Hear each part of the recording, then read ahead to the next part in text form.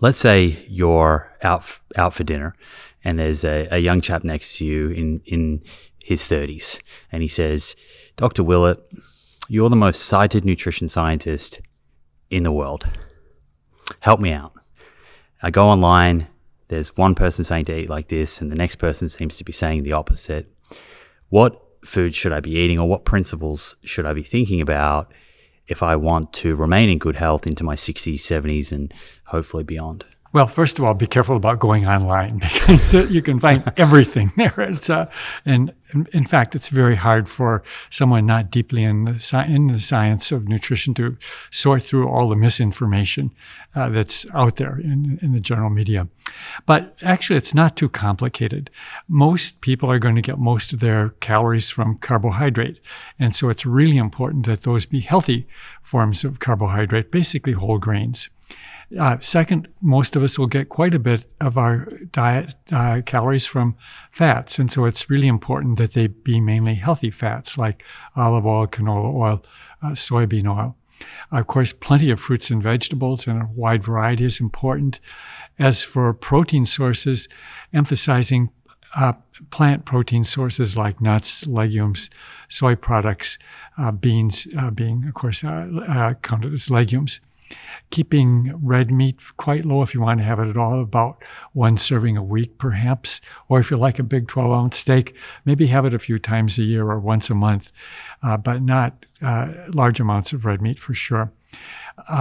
Again, modest amount of poultry would be okay. Fish a couple times a week is actually a pretty good idea because they are a major source of omega-3 fatty acids, which are essential. I grew up in the Midwest, and we were told that you had to have 3 or 4 servings of dairy a day. We find that that's certainly not necessary. Dairy products are not essential, but if you'd like to have them, about 1 serving a day is probably a good target to aim for, preferably having it as yogurt or some cheese that you really enjoy, but not large amounts of dairy. Right. And, of course, keeping sweets and especially sugar-sweetened beverages on the low side. Yeah, which can be a bit of a challenge. Highly seductive, some of those foods. Okay, so what I'm hearing from you is that it's the quality of those macronutrients that really matters. When we're thinking about fat or we're thinking about carbohydrates or we're thinking about protein, those are just umbrella terms. Absolutely. In fact, it really is hardly useful to say fat is good or bad or neutral, or carbohydrate is good or bad or neutral. It's really the quality, the form of those macronutrients. Yeah, I'll put on screen for those watching on YouTube, but that image of yours I thought was a really nice way of describing some of what you've just described. Yes, well, thank you. And this does really relate to a principle in nutrition that applies to most foods that contain calories or to macronutrients. And if we're really going to discuss whether something is good or bad or neutral, it's all about comparison. What's the alternative? Yeah. And that can make the huge difference. Yeah, I want to put a pin in substitution analyses and make sure we try and get there. So that way of eating that you kind of just described, which is a theme of eating, it's not really defined by a particular label. You know, it's not a vegan diet or a vegetarian diet or a pescatarian diet. It seems like you can achieve that with a number of different sort of dietary patterns. But the commonality is that there is an emphasis on unsaturated fats over saturated, particularly these plant and marine sources.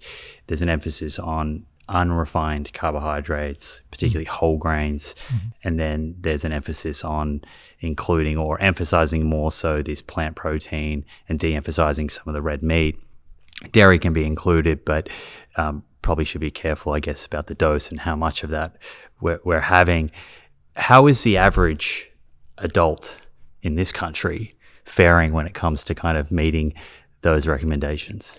Yes, that's a very good description. If there is a label, it would be probably flexitarian, which really almost is. There's a lot of flexibility. That would be a lot less divisive, wouldn't it? Yes.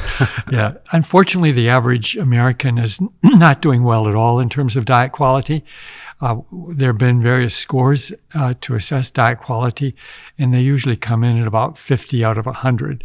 The way in the classes I teach, that wouldn't be passing or close to it. Or another way of that has been looked at is what percent of Americans are meeting all of the official dietary guidelines, which is a low bar. But even with that low bar, only about 5% of Americans meet the U.S. dietary guidelines.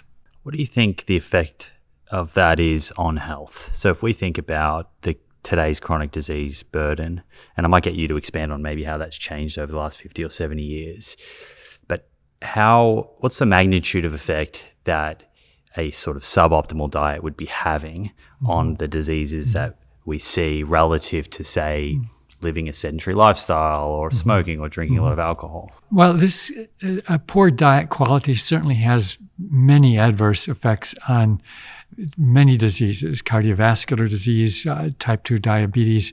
Now we're seeing neurodegenerative diseases.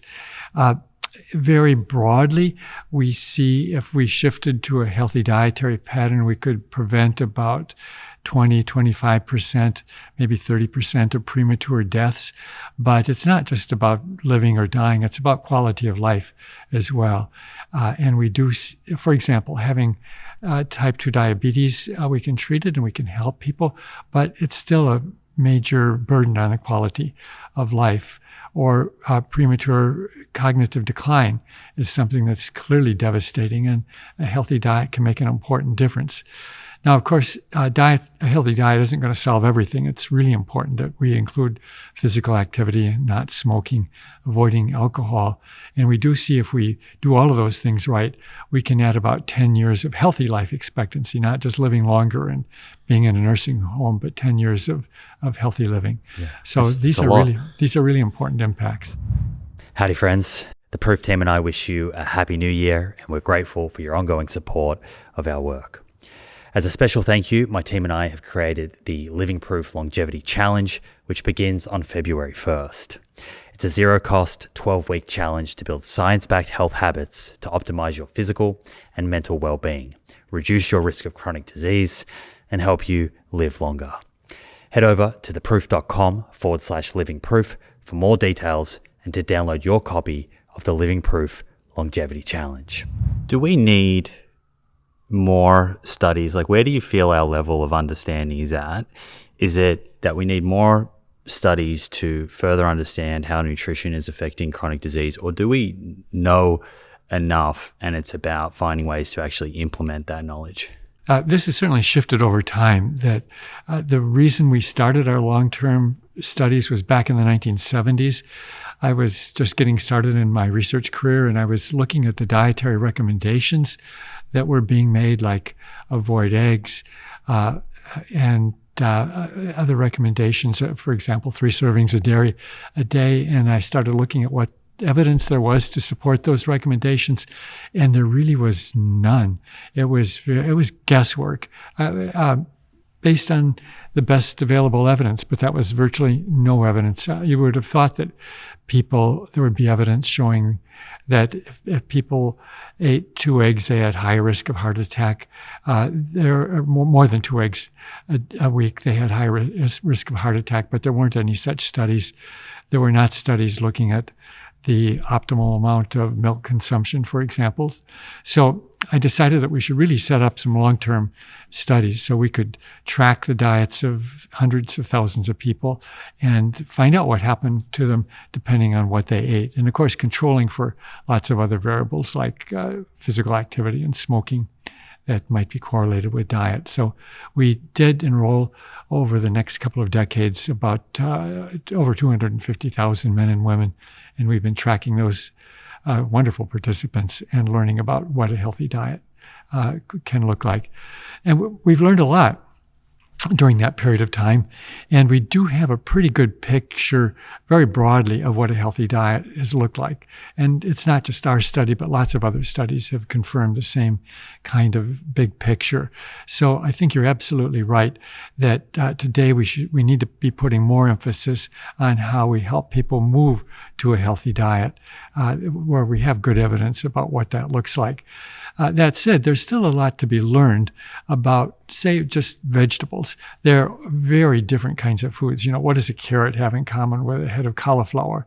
And it's likely that some vegetables are more beneficial than others. It's even possible that some have some harmful effects. In fact, we do have some examples of that. So we can, I think, as time goes on with better data, we can focus and refine our guidance a little bit. Like, here's a handful of vegetables you want to make sure you eat during the week. More granular. Right, yes. So there's more research to be done. But again, the biggest issue now is putting into action the knowledge that we've learned over the last few decades.